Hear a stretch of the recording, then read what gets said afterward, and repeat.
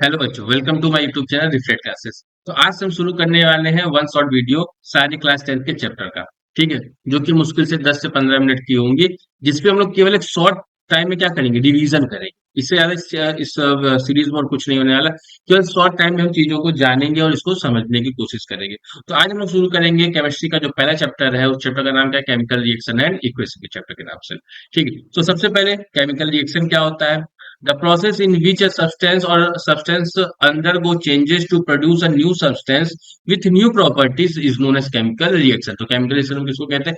जिसमें एक सब्सटेंस या एक से ज्यादा सब्सटेंस किसी प्रोसेस के अंदर जाए और उससे क्या मिले, एक नई चीज मिले जिसकी जो प्रॉपर्टी हो वो क्या हो, डिफरेंट हो। मतलब कि हम जो ले उसको उससे हमको नई चीजें मिली। ठीक है, हमने कुछ रिएक्टेंट लिया, वो केमिकल रिएक्शन हुए हैं और हमको एक नया प्रोडक्ट मिला है, जिसे हम लोग क्या कहते हैं, केमिकल रिएक्शन कहते हैं। और केमिकल रिएक्शन में क्या होता है, बॉन्ड का ब्रेकअप होता है और नए नए क्या मिलते हैं, नए नए हमको क्या मिलते हैं, प्रोडक्ट मिलते हैं। ब्रेकेज ऑफ बॉन्ड होता है और विथ रिएक्टिंग विथ मॉलिक्यूल, और हमको क्या मिलता है, नया प्रोडक्ट मिलता है। तो केमिकल रिएक्शन हम किसको कहते हैं? जब एक या एक से ज्यादा सब्सटेंस किसमें जाए, अंडर गो केमिकल चेंज, और उससे हमको एक नया प्रोडक्ट मिले, तो उसे हम लोग क्या कहेंगे, केमिकल रिएक्शन कहेंगे। अब आ जाए केमिकल इक्वेशन क्या होता है। केमिकल इक्वेशन आपका होता है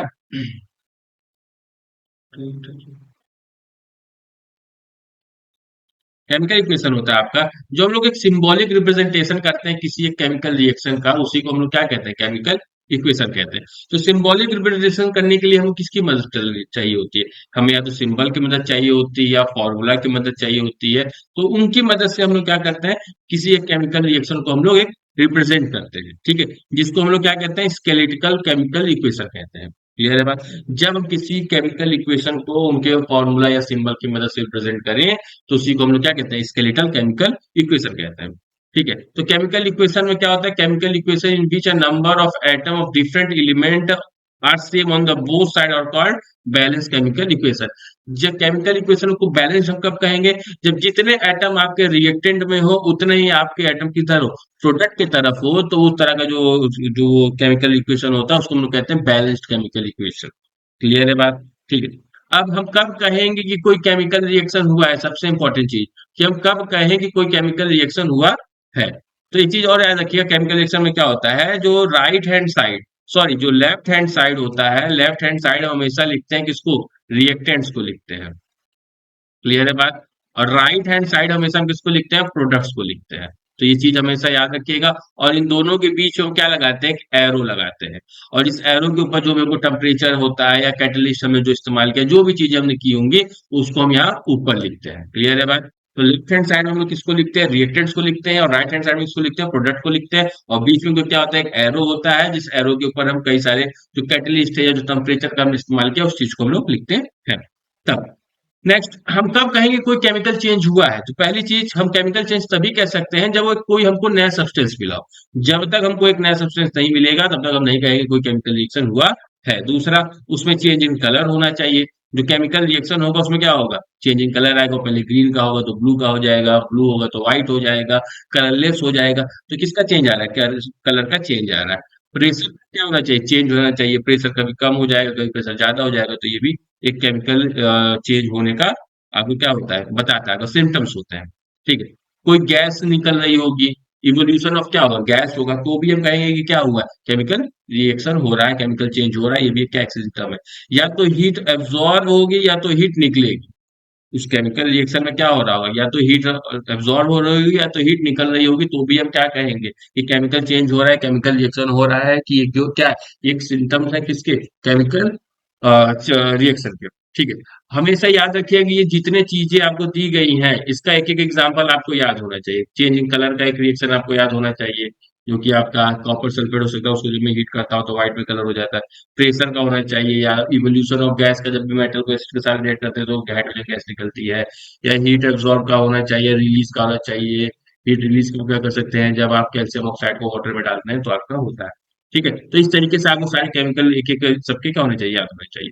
अब law of conservation of mass क्या क्या कहता है, law of conservation of mass हमसे ये कहता है कि कभी भी जब भी कोई केमिकल रिएक्शन हो रहा होता है, तो उसमें जो टोटल एटम होते हैं रिएक्टेंट साइड में, वो बराबर होते हैं टोटल ऑफ और ऑन द प्रोडक्ट साइड। तो ये क्या कहता है कि टोटल अब जो मास होता है पूरे एलिमेंट का प्रोडक्ट में, वो हमेशा क्या होता है, equal to the mass of the reactant.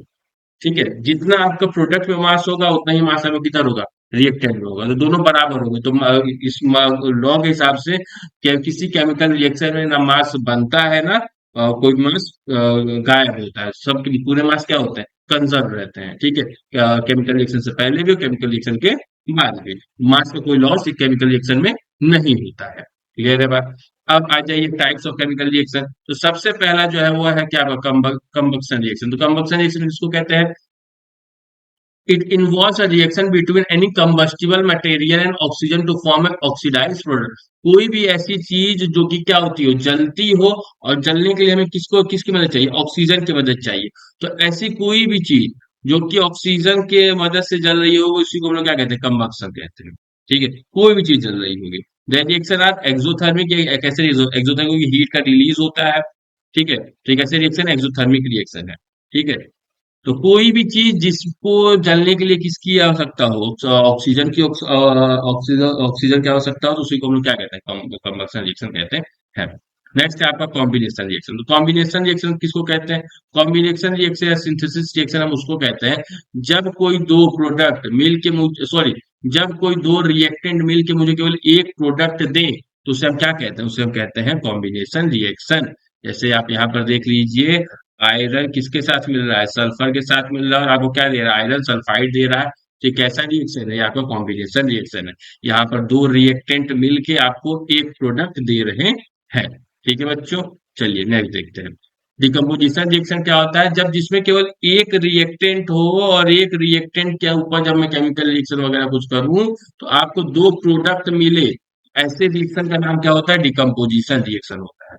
ठीक है बच्चों, नेक्स्ट सिंगल डिस्प्लेसमेंट रिएक्शन या डिस्प्लेसमेंट रिएक्शन, जिसको हम किसको कहते हैं, जब केवल एक एलिमेंट किसी दूसरे एलिमेंट को रिप्लेस करे उसके कंपाउंड से।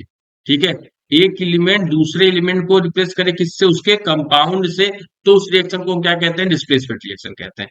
जैसे कि आप यहाँ समझ लीजिए, मैंने मैग्नीशियम लिया है, और मैग्नीशियम को मैं वाटर के साथ रिएक्ट करवा रहा हूँ, तो ये क्या कर रहा है, एक हाइड्रोजन को यहाँ से रिप्लेस करके क्या बना दे रहा है, मैग्नीशियम हाइड्रोक्साइड बना दे रहा है, और क्या रिलीज कर रहा है, ऑक्सीजन गैस रिलीज कर रहा है। तो एक ऐसा रिएक्शन है, डिस्प्लेसमेंट रिएक्शन है।